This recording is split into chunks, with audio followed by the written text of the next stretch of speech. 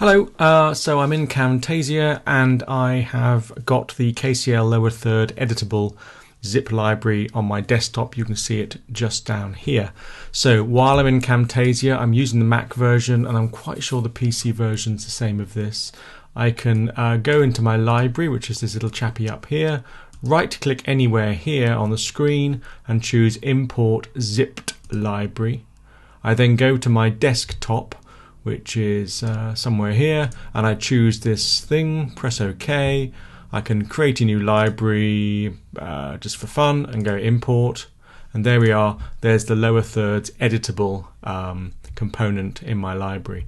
If I drop this onto my timeline anywhere, you'll see it's there, and you'll see the little plus. If you double click on it, you'll see it's a group, and then the first member of the group and the second member of the group and the third member of the group are the three components. The first being the school, etc., the second being the name, and the third being the white blob. So if I show this full screen on there, I can click on this here and I can change this. And I can then click on this chap and change this to anything I want. So I can, so I can edit that to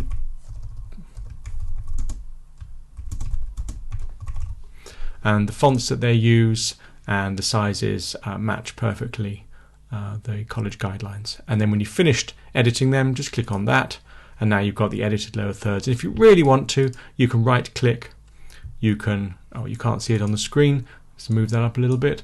You can right click and choose add to library, and you can call this prof a another,